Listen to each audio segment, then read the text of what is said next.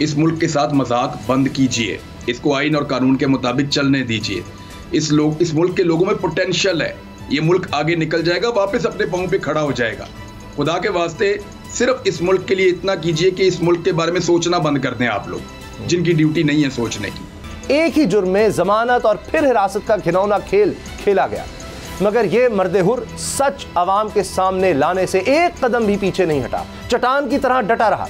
इमरान रियाज की कहानी इन्हीं से जानेंगे कि असीरी के दिन कैसे गुजरे, इनसे क्या सलूक किया गया। जो हम कहते हैं वो कहो और जो हम मना करते हैं वो ना कहो। रजीम चेंज पाकिस्तान में हुआ, इसके बारे में बात ही मत करो कि रजीम चेंज हुआ। ये सब मंसूबेबंदी के तहत हुआ, इसके ऊपर बात ही मत करो। सब्सक्राइब करें और बेल दबाएं ताकि कोई खबर रह न जाए।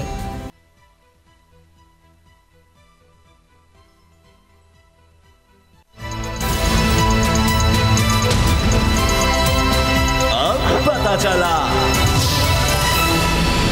बिस्मिल्लाहिर्रहमानिर्रहीम, अस्सलाम वालेकुम। मैं हूं मोहम्मद उसामा गाजी और आप देख रहे हैं पता चला।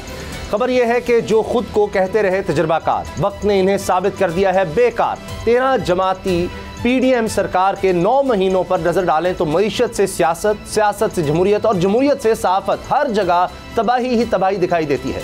मुआशी तबाही ने आवाम की जिंदगी दुश्वार कर दी। ज़मीनों की सौदेबाजी से हुकूमत तो ले ली, मगर सियासत और जमहूरियत से आवाम का एतमाद उठा दिया। इस अंदाज़े सियासत के खिलाफ जिसने आवाज़ उठाई वो हुकूमत के गैज़ व गज़ब का निशाना बना, मगर जिन्होंने सच का अलम उठाया हो वो इन फस्ताई हथकंडों से कब डरते हैं, कब पीछे हटते हैं। यही तो टक्कर के लोग कहलाते हैं। मेरा इशारा बोल न्यूज़ के senior anchor person Imran Riaz की तरफ है, जिनकी जुबानबंदी के पाकिस्तान के तुलो अर्ज में बगावत और गद्दारी के मुकदमे बनाए गए। एक ही जुर्म में जमानत और फिर हिरासत का घिनौना खेल खेला गया, मगर ये मर्द-ए-हुर सच अवाम के सामने लाने से एक कदम भी पीछे नहीं हटा, चट्टान की तरह डटा रहा। इमरान रियाज की कहानी इन्हीं से जानेंगे कि असीरी के दिन कैसे गुजरे, इनसे क्या सलूक किया गया। इमरान रियाज खान मेरे साथ हैं, सिद्दीक जान भी हमारे साथ हैं। इमरान रियाज, बहुत शुक्रिया। आज का हमारा शो ही स्पेशल है। जितना आपसे लोग प्यार करते हैं, जितनी मकबूलियत, शोहरत हर तरह से कम ही किसी सहाफ़ी के नसीब में इतनी आई होगी, पाकिस्तान में तो नहीं देखा गया। लेकिन ये जो अब आपको गिरफ़्तार किया गया एक दफ़ा फिर, किस तरह से गिरफ़्तारी हुई, अभी केसेस की नौइयत क्या है और गिरफ़्तारी के दौरान क्या होता रहा?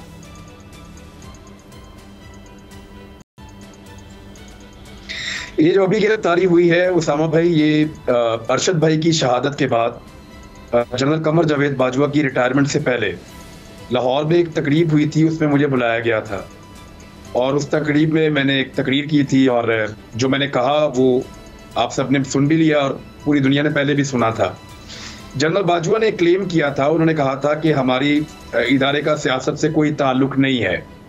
मैंने लोगों से ये पूछा कि क्या जनरल बाजवा सच कह रहे हैं, तो लोगों ने नहीं में, नफी में, यानी मैंने उनसे ये पूछा था कि जिनको लगता है सच कह रहे हैं तो वो हाथ खड़ा करें, तो बहुत थोड़े से लोगों ने हाथ खड़ा किया। फिर मैंने पूछा कि जिन लोगों को लगता है कि जनरल बाजवा सच नहीं बोल रहे वो हाथ खड़ा करें, तो लगभग सारे हॉल ने ही हाथ खड़ा किया। और ये एक छोटा सा सर्वे था जो मैं दिखाना चाहता था कि देखिए जो बात आप कर रहे हैं, लोगों को आप पे एतबार नहीं आ रहा, लोग आपकी बात को तस्लीम नहीं कर रहे, क्रेडिबिलिटी खराब हो रही है। तो इसलिए ये कहना कि सियासत में किरदार नहीं है, ये नामुनासिब भी है और हकायक के मुनाफी भी है, और लोग इस बात को अब नहीं मानते। तो ये एक तरह का सर्वे था, मैंने सामने रख दिया था। और कुछ मेरे दिल की भड़ास थी अरशद भाई की शहादत के बाद, वो भी बात मैंने खुलकर की थी।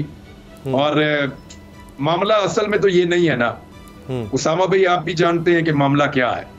मामला ये है कि जो हम कहते हैं वो कहो और जो हम मना करते हैं वो ना कहो। रजीम चेंज पाकिस्तान में हुआ, इसके बारे में बात ही मत करो कि रजीम चेंज हुआ। ये सब मंसूबेबंदी के तहत हुआ, इसके ऊपर बात ही मत करो। अरशद शरीफ की शहादत के ऊपर बात मत करो, इस इशू को मत उठाओ। उसके बाद जो इमरान खान साहब के ऊपर गोलियां चली हैं, वो ये चाहते हैं कि उसको वैसे रिपोर्ट किया जाए जैसे कुछ मीडिया उसको रिपोर्ट कर रहा है, यानी सारी चीजें अपने कंट्रोल में रखना चाहते हैं। अच्छा, रखना चाहते हैं, रखें भी, ठीक है, लेकिन बात यह है कि वो चीजें हकायक के मुताबिक हों तो उनको कंट्रोल में रखें ना। अब झूठ तो नहीं बोल सकते किसी को खुश करने के लिए। माजी में जो लोग पाकिस्तान की एस्टेब्लिशमेंट के मुताबिक चोर थे, डाकू थे, लुटेरे थे, जिन्होंने पाकिस्तान को नाकाबिले तलाफी नुकसान पहुंचाया था, वो तमाम लोग एकदम अच्छे हो गए और वो तमाम लोग दूध के धुले हो गए। और इमरान खान जिसकी सब लोग कस्में खाते थे, वो अचानक बुरा हो गया। मैंने कई मरतबा ये बात अपने दोस्तों से पूछी और सदीक जान साहब ने भी पूछी होगी।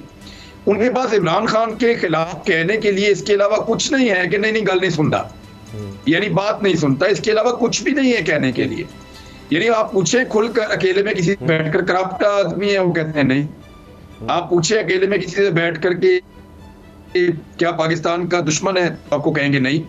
आप पूछे अकेले में बैठकर नाअहल है, नकम्मा है, तो वो आपको कहेंगे नहीं ऐसा नहीं है। वजह यह है कि एक तो चीजें ऐसी हैं जहां बात नहीं सुनी और ये जिद और अना की भेंट हमारा मुल्क चढ़ गया। अब ये तजुर्बा पाकिस्तान में बार बार होता है। तो अच्छा इमरान ये बताएं, ये तो कभी जिस तरह हम देख रहे हैं कि पता नहीं पहले बड़ा बुरा सलूक होता था बड़े बड़े सियासतदानों से, तो अब तो बड़ा नर्म रवैया है या रिलीफ बड़ी जल्दी मिल गया जी, ये कैसे हो गया?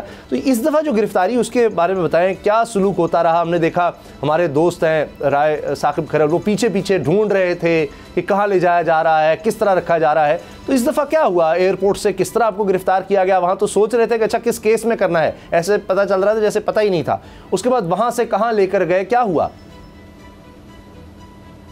देखिए साहब, मेरे घर में ना मेरी फैमिली भी है और मेरे बहुत सारे दोस्त भी हैं। गिरफ्तारी कभी अच्छी चीज नहीं होती। और आपने देखा मैं मरतबा भी बाहर आया तो मैंने कुछ भी नहीं कहा कि मेरे साथ क्या हुआ। इस मरतबा भी मैं कुछ भी नहीं कहूंगा कि मेरे साथ क्या हुआ।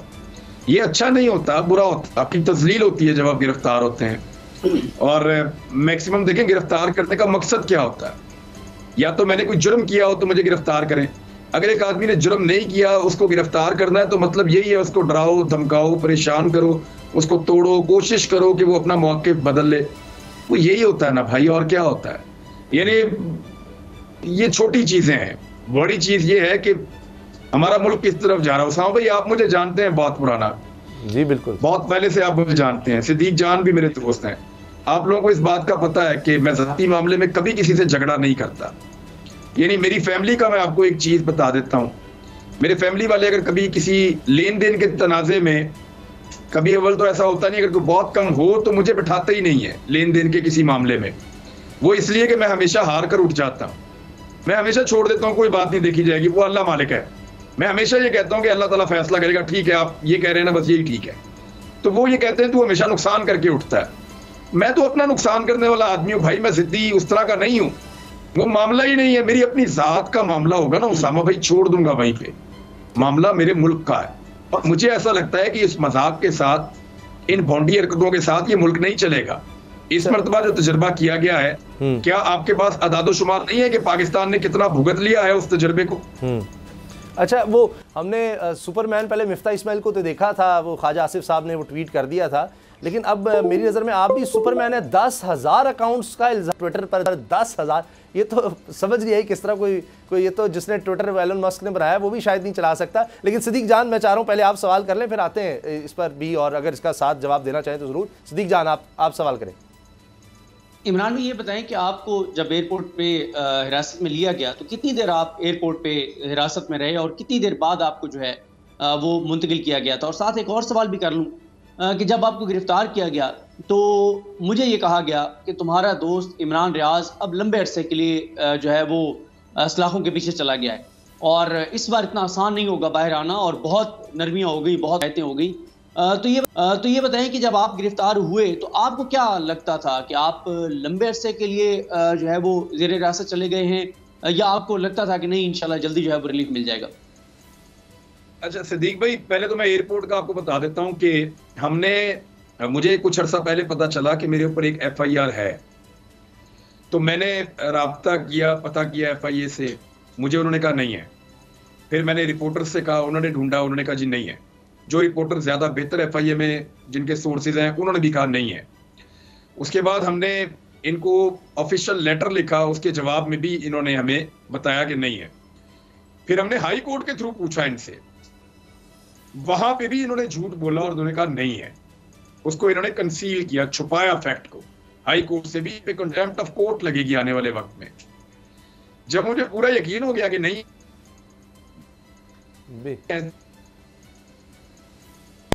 आवाज़ सही नहीं आ रही जी। हम दोबारा रब्ता करते हैं इमरान रियाज से। वैसे तो मुसलसल थोड़ा सा हम देख रहे हैं टेक्निकल मसला है, क्योंकि अभी भी इमरान रियाज के लिए कोई आसान नहीं है घर से निकलना या अपने औकात बताना, किस वक्त कहाँ जा रहा हूँ क्या। तो इस वजह से उनसे हम स्टूडियो में हमारे साथ वो नहीं है, तो कुछ थोड़ा सा टेक्निकल मसला है। जी इमरान आप गुफ्तगू जारी रखिएगा। जी मैं आपसे अर्ज कर रहा था, काउंटर पे मुझे पता चला एयरपोर्ट पे काउंटर पे जाके मुझे पता चला कि मेरे ऊपर FIR जो है वो अब उन्होंने पहली मरतबा मंजर आम पर लेकर आए और उन्होंने बताया कि आपको अब यहाँ पे आप पाकिस्तान से बाहर ट्रेवल नहीं कर सकते। मैंने कहा ठीक है। अब मैंने उनसे वही सवाल किया जो मैंने उनसे पहले भी किया था। मैंने उनसे पूछा कि क्या मुझे अपने घर जाना होगा या आप पूछ लें जिन्होंने FIR दी है वो आकर मुझे गिरफ्तार करना चाहेंगे। लास्ट टाइम उन्होंने मुझे तकरीबन 2 घंटे रोका था और मुझे बाद में ये बताया था कि पुलिस नहीं आना चाह रही और वो कह रहे हैं जी आप खान साहब को घर जाने दें, तो मैं घर चला गया था। इस मरतबा उन्होंने मुझे लगभग 2.5-3 घंटे तक मैं शायद एयरपोर्ट पे रहा हूँ और 3 घंटे या इससे ज्यादा होगा शायद। मैं कुछ देर सो भी गया था, वहां पे एक सोफा पड़ा हुआ था, मैं उस पर सो गया था थोड़ी देर के लिए, आधे घंटे के लिए। शायद आधा घंटा मैं सोया रहा हूँ एयरपोर्ट पे ही। तो उसके बाद वो उन्होंने मुझे बताया जी कि आपको अरेस्ट किया जाएगा। फिर उन्होंने मेरा सामान ले लिया, मेरा मोबाइल फ़ोन भी ले लिया और मेरा लैपटॉप भी ले लिया। वो सारी चीज़ें उन्होंने अपने कंट्रोल में लेने के बाद पुलिस को बुलवा लिया, वो उसकी जो FIA पुलिस है उनको बुला लिया। FIA वाले आ गए और उन्होंने मुझे कहा जी कि हमने आपको साथ लेकर जाना है। मैंने कहा जी मुझे पहले FIR दिखाएं जिसमें आपने मुझे लेकर जाना है, क्योंकि मुझे इन्होंने पिछले दरवाजे से निकाला, मुझे ये फ्रंट डोर से नहीं लेकर जा पा रहे थे क्योंकि मैंने ट्विटर पे बताया तो वहां पे लोग इकट्ठे हो गए थे बाहर। तो फिर वो मुझे पिछले दरवाजे से लेकर जा रहे थे। तो उन्होंने मुझे फिर FIR दी। मैंने FIR को जब पढ़ा तो मुझे आइडिया हो गया। मैंने उन्हें फौरन कहा, मैंने कहा जी बिल्कुल ये मैंने जुमले बोले हैं, मैं इनको ओन करता हूँ और ये FIR आपने ठीक काटी है, इसकी दफात गलत है, यानी इसके ऊपर FIR बनती नहीं है। फिर मैंने गिरफ्तारी दे दी उनको। वो मुझे लेकर चले गए लाहौर में जो FIA का ऑफिस है वहां पे। पीछे से उन्होंने निकाला और वो बहुत घबराए हुए थे सारे, यानी लगातार सब लोग टेलीफोनों पे मौजूद थे, उनसे लोग राब्ते में थे और भाग दौड़ उनकी वो एक और भी चल रही थी। वो घबराए हुए थे थोड़े से। अच्छा। लेकिन मुझे फिर वो उन्होंने पहुंचा दिया जहां मुझे गिरफ्तार किया गया। राय साकिब की मुझे आवाज भी आई बाहर से जब मैं दरवाजे के अंदर था। तो वो उसामा भाई जैसे आप अभी कह रहे हैं, उन्होंने मुझे आवाज देकर पूछा कि इमरान भाई आप हैं? तो मुझे आवाज आई तो मैंने कहा मैं ही हूँ। उन्होंने फिर मुझे उन्हें कंफर्म हो गया कि मैं यहाँ पे गिरफ्तार हूँ FIA के दफ्तर में। और उसके बाद फिर वो सारा दिन उन्होंने मुझे पेश नहीं किया अदालत में, मुझे अपने पास रखा और रात गए तक वो ये कोशिश करते रहे कि मैं उनको अपना पासवर्ड दे दूं अपने मोबाइल फोन का। तो वो मुझे ऐसा लगा कि मुझे नहीं देना चाहिए। मैंने फिर अपने मोबाइल फोन का पासवर्ड उनको नहीं दिया। उन्होंने बहुत कोशिश की, मुख्तलिफ कमरों में ले जाते रहे, ऊपर ले गए, नीचे ले आए, मुख्तलिफ ऑफिसर्स बदल कर आए। उन्होंने काफी ज्यादा मेरे पे दबाव। मैंने अपना पासवर्ड उनको नहीं दिया, मुझे लगता था कि मुझे नहीं देना चाहिए। और उसके बाद फिर वहां से उन्होंने मुझे एक रात और मैं वहां रहा और फिर उसके बाद अगले दिन उन्होंने मुझे सुबह अदालत में पेश किया और हमने अपना केस अदालत के सामने रखा। केस में था ही कुछ नहीं। दूसरा, हमने अदालत को शिकायत लगाई कि जनाब ये देखें अदालती ऑर्डर्स के बावजूद ये झूठ बोलते हैं, इनके पास FIR थी, इन्होंने अदालत को बताया ही नहीं। तो ये सारी चीजें देखने के बाद अदालत ने फिर मुझे बाइज्जत बरी किया। इमरान, इससे पहले भी गिरफ्तारी जब हमने देखी तो शहर शहर लेकर आपको फिराया गया, हथकड़ियाँ लगाई गईं, हम देख रहे थे, बड़ा वो मुश्किल दौर था। और उसमें सिद्दीक जान भी मुसलसल उसको कवर कर रहे थे, बता रहे थे। नहीं, ऐसे लोग भी थे जो कह रहे थे हमें तो पता ही नहीं, हम घर बैठे थे, केस हो गया। फिर एक शख्स आपके पास आया, उसने माफ़ी मांगी, आपने कहा सिर्फ पाकिस्तान जिंदाबाद का नारा लगा दो। तो ऐसा खदशा था आपको कि ये दोबारा उसी तरह शहर शहर घुमाया जाएगा? और जिस तरह सिद्दीक जान ने कहा कि इनको तो ये बताया गया कि जी अब तुम्हारा दोस्त अब लंबे अरसे के लिए अंदर गया है। इस्लामाबाद में उसामा भाई एक मुकदमा हो सकता है, इस्लामाबाद में एक मुकदमा हो सकता है मेरे ऊपर, और उसकी एक प्लानिंग की गई थी। लेकिन क्योंकि मुझे बाइज्जत बरी कर दिया गया लाहौर वाले केस में, तो उसके बाद फिर इस्लामाबाद वाला मुकदमा नहीं हुआ। मुझे उम्मीद तो ये थी कि इस्लामाबाद वाला मुकदमा हो जाएगा और अगर मेरा रिमांड इन्हें मिला तो फिर ये मुझे यहाँ से इस्लामाबाद के लिए शिफ्ट करवाएंगे और वहाँ ले जाएंगे, फिर कुछ अर्सा इस्लामाबाद में रखेंगे। तो ये 2 मुकदमा तो डेफिनेटली थे। पुलिस के मुकदमात ये नहीं थे और FIA के मुकदमात थे। तो इसमें मैक्सिमम मुझे ये लाहौर और इस्लामाबाद में ये घुमा फिरा सकते थे, इसके अलावा ऑप्शन नहीं था। अगर पुलिस के मुकदमा करवा लेते, फर्ज करें ये कराची में, हैदराबाद में या बलूचिस्तान में, मेरे ऊपर पहले भी पाकिस्तान के 3 सूबों में मुकदमा मेरे ऊपर पहले भी हैं। तो बलूचिस्तान का मुझे अभी कोई मुकदमा मिला नहीं है, हो सकता है वहां पे भी हो, लेकिन सिंध में, पंजाब में और खैबर पख्तूनख्वा में मेरे ऊपर मुकदमा पहले भी हैं। तो वो देखना ये था, मुझे इस बात का इंतजार था कि और क्या होता है, लेकिन अदालत से हमें हमेशा रिलीफ मिलता है। हमारे जजेस हमारी आखिरी उम्मीद होते हैं अल्लाह रब्बुल इज़्ज़त के बाद, तो वो मुझे वहां से जो है बाइज्जत बरी में हो गया। सही। सिद्दीक, आपका सवाल। ये बताएं कि जब आपने दलाइल सुने मियां अली इशफाक साहब के, मुझे ज़ाहिर है मैं यहाँ इस्लामाबाद में था, बहुत दोस्तों ने कहा जब फैसला महफूज था कि बड़े ज़बरदस्त दलाइल दिए हैं, तो मैंने कहा यार मैंने उनके सारे दलाइल सुने हुए हैं, कब उन्होंने ज़बरदस्त दलाइल नहीं दिए इमरान भाई के केस में। लेकिन मसला यह है कि हमने माजी में देखा कि जब वो दलाइल जितने भी ज़बरदस्त होते थे, फैसला कुछ और आ जाता था।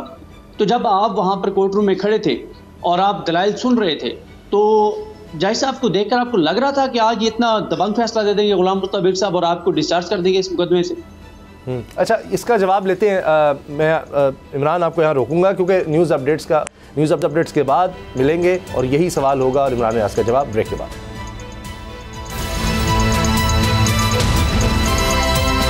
अब पता चला।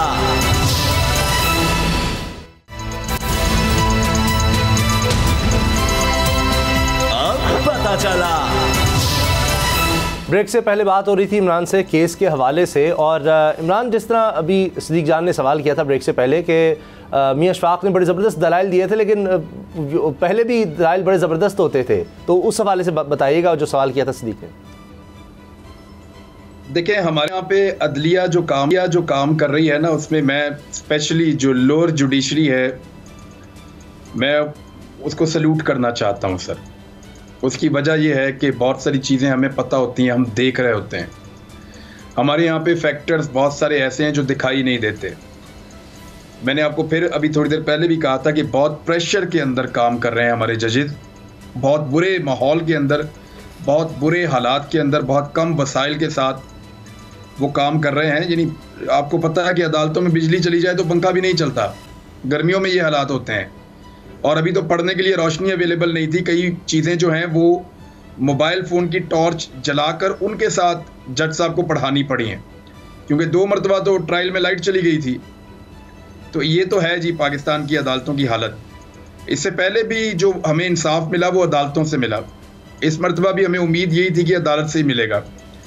मियाँ अली इशफाक जो है वो किसी तारुफ के मुताज तो अब रहा नहीं। मेरा वो बचपन का दोस्त है, मैं उसको जानता हूँ, और बड़ा शानदार लॉयर है और पूरी कन्विक्शन के साथ बोलता है।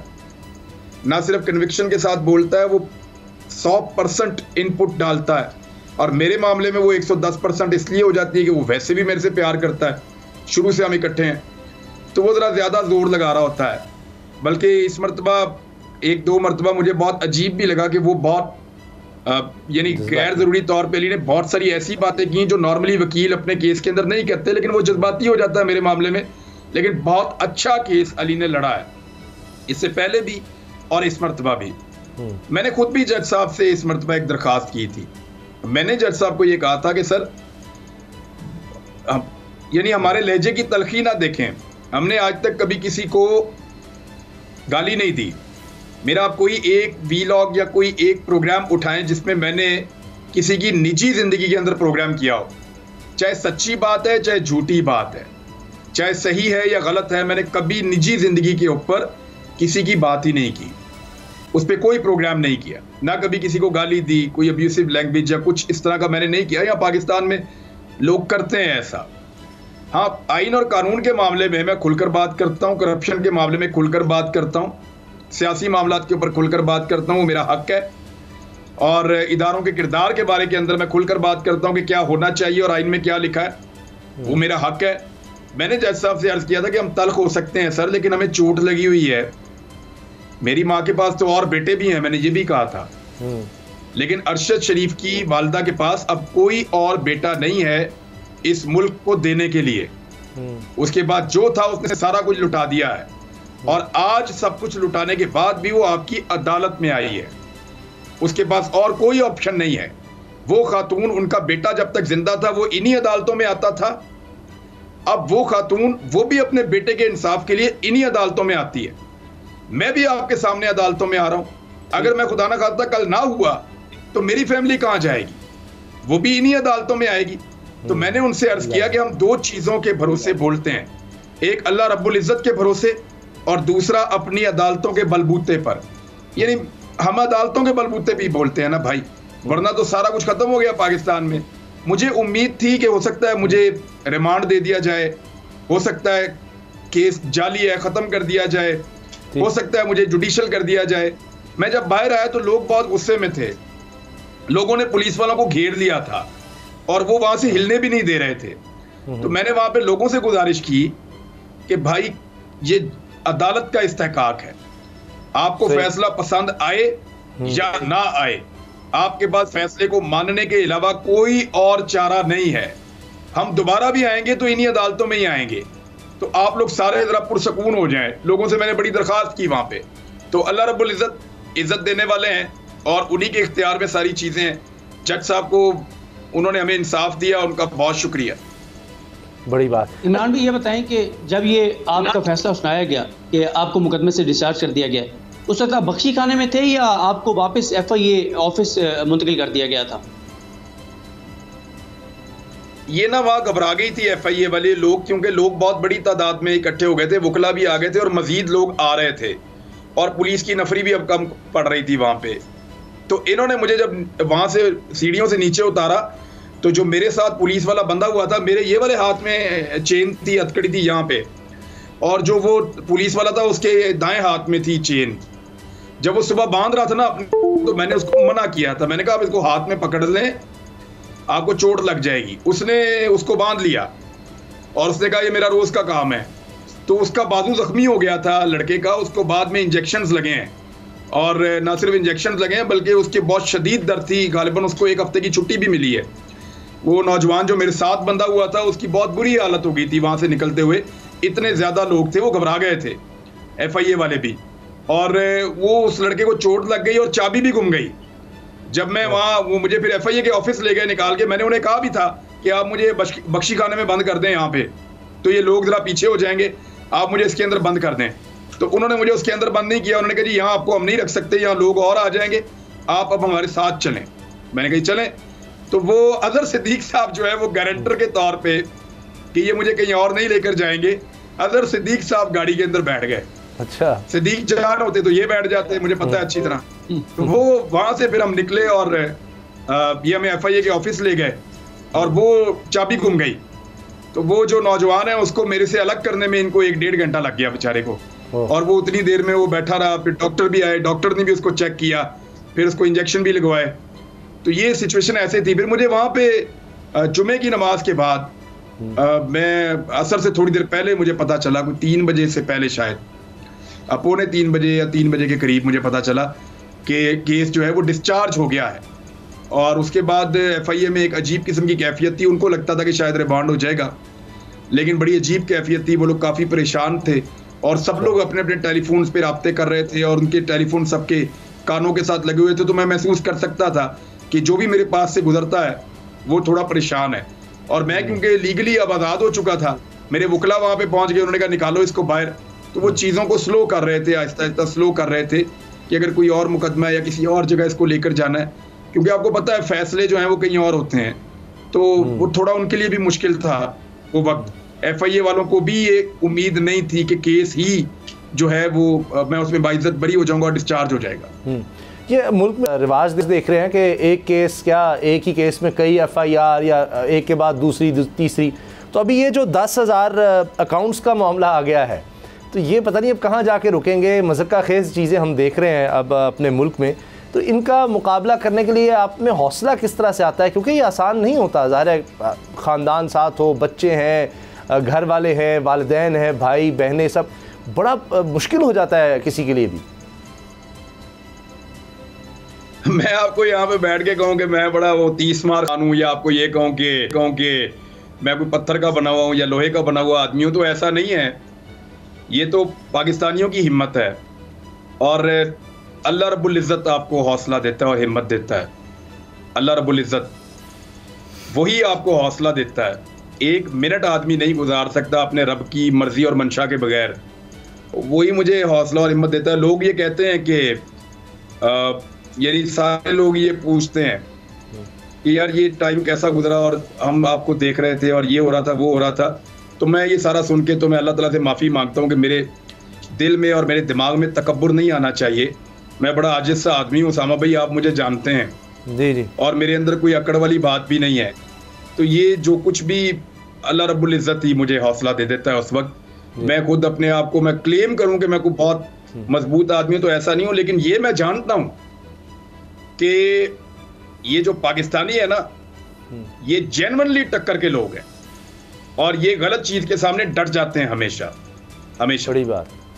अच्छा, अभी एक और बात हमने देखी, हारून रशीद साहब हम सब के लिए बहुत काबिल एहतराम बड़े सीनियर हैं, उन्होंने तो ये कह दिया कि जी इमरान रियाज आए सियासत में और ये ज़मानतें ज़ब्त करा देगा, इतनी इसकी मकबूलियत है। वो तो कैंपेन चलाने को तैयार हैं। वो कह रहे हैं कि जी मैं घर घर जाऊंगा, मैं इसके इलेक्शन के लिए पैसे भी दूंगा। तो क्या इस तरफ कोई सोच है सियासत में आने की? और दूसरा जो 10,000 अकाउंट्स वाला मामला है, इसकी भी हम बात करेंगे क्योंकि अभी तो ब्रेक का वक्त हो गया है।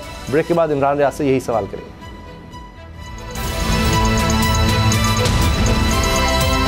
अब पता चला।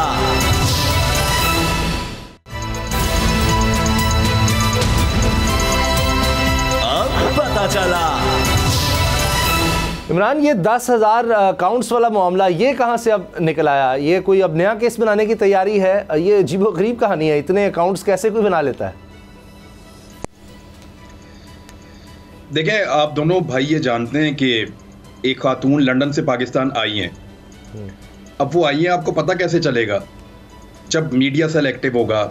आपको पता कैसे चलेगा? जब फेक किस्म के अकाउंट्स एक्टिव हो जाएंगे, आपको पता कैसे चलेगा? जब झूठ का बाजार गर्म हो जाएगा, आपको पता कैसे चलेगा? जब प्रोपेगेंडास अपने अरूज पे आ जाएंगे, आपको पता कैसे चलेगा? जब जाली स्क्रीनशॉट्स बनाए जाएंगे, ऑडियोज और वीडियोस को एडिट किया जाएगा और इस तरह का मवाद सर्कुलेट किया जाएगा, तभी आपको पता चलेगा ना कि कोई पहुंचा है लंदन से पाकिस्तान, वरना आपको पता कैसे चलेगा? अब मुझे आप ये बताएं, मेरा अपना अकाउंट जो है ट्विटर का, वो 3 दफ़ा हैक हुआ है और तीनों दफ़ा मैंने लोगों की मिन्नतें करके उसको ठीक करवाया। मैंने जब उसका ब्लू टिक लेना था तो उसके लिए सदीक जान ने मेरा जीना आराम किया हुआ था कि आप ले लें यार, पता नहीं चलता कौन सा आपका अकाउंट है।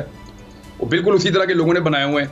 तो मैंने वो बंदों की मिन्नतें तरले करके, उनसे सीख के, समझ के, बड़ी मुश्किल से अपना ब्लू टिक लिया था मैंने।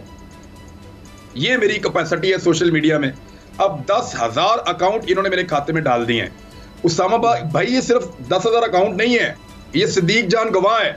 मेरी 2 बीवियां भी हैं जिनका मुझे नहीं पता।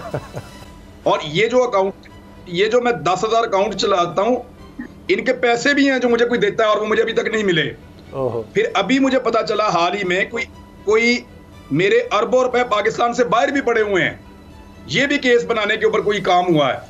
ये सारा कुछ मुझे कब मिलेगा? मैं यानी मेरे लिए बड़ा ये दिक्कत होती है, इतनी सारी किसी आदमी की जायदाद हो और उसके बावजूद वो आदमी जो है वो उसको छू ना सकता हो या उसको एंजॉय ना कर सकता हो, तो क्या फायदा? जी सदीक, एक तो ये बता दें कि आप के जो बाहर प्रॉपर्टीज पड़ी हुई हैं वो भी चाहिए और ये 2 बीवी हैं वो भी आपको चाहिए? हाँ जी, वो मैं पूछ के बता दूंगा। क्योंकि मैंने अपनी बेगम से एक दिन कहा, जिस तरह मुझे पता चला है कि कोई मेरी बेगमात है, तो उसने कहा फटाफट मंगवाएं, मैंने काम शाम करवाना होता है, तो वो इधर मैं अपने काम शाम निकलवाऊं।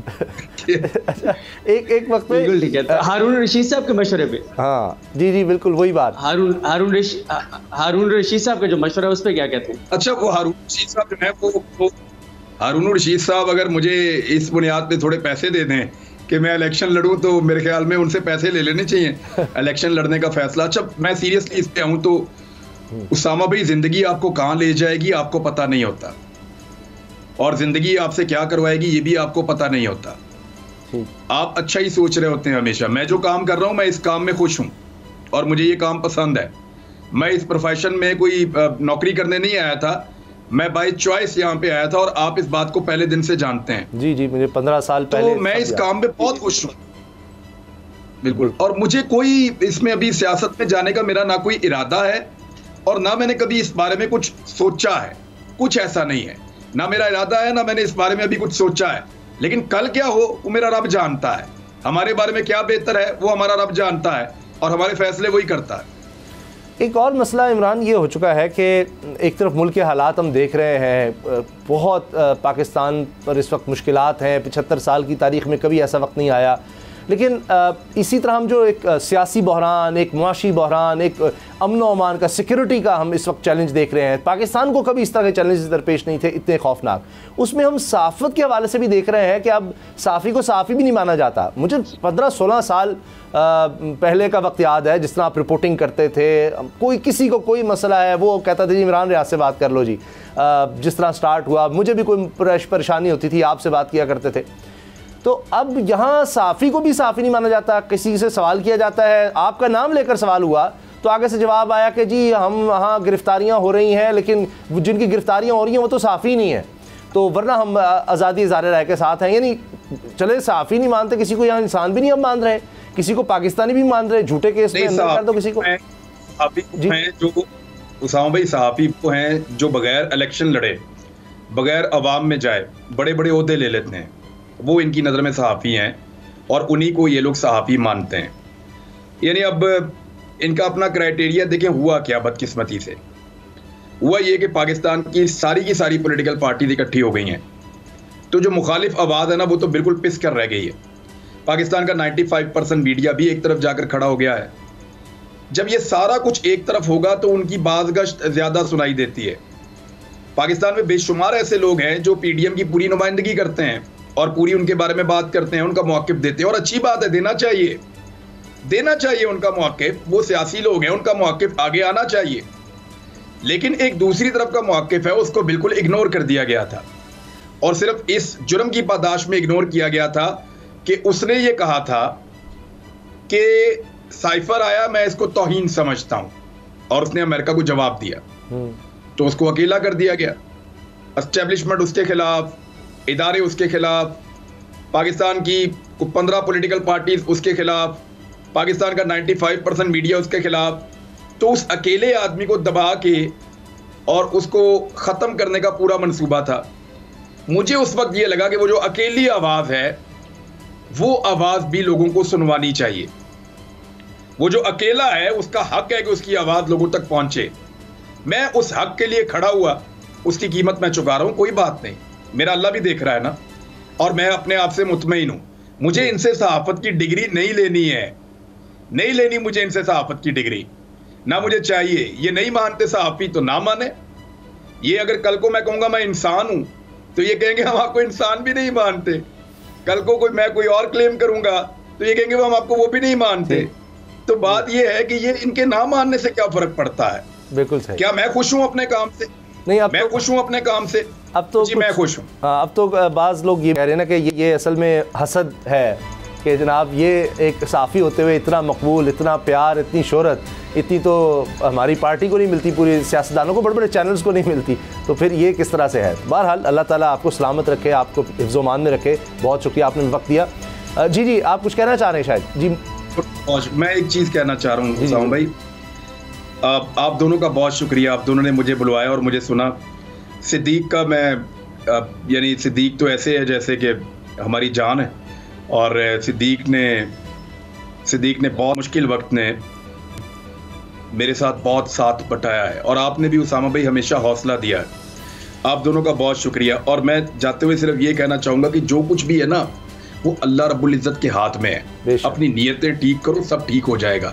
मुझे मारने से, दबाने से, लोगों के साथ ये करने से आपको कुछ हासिल नहीं होगा।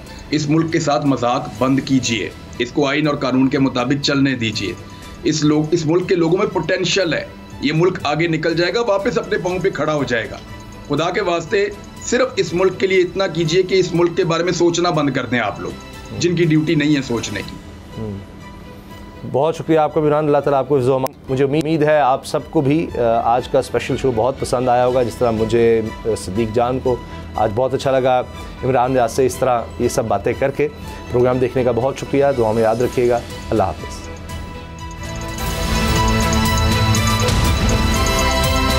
अब पता चला। अगर आपको ये वीडियो पसंद आई तो सब्सक्राइब करें और बेल पर क्लिक करें। खूने नाहक बहुत पी चुकी ये जमीन, अब कोई दिन में ये खून उगलने को है। खत्म हो जाएगी ये तमाशागरी, वक्त पलटेगा रोजे जजा की तरह। ये जो पेशावर में ताजा लहू है बहा, एक क़यामत करेगा फलक पर बपा। गम की सलमनाक घड़ी में बोल सानह पेशावर में शहीद होने वालों के लवाहिकीन के साथ। सब्सक्राइब करें और बेल दबाएं ताकि कोई खबर रह न जाए।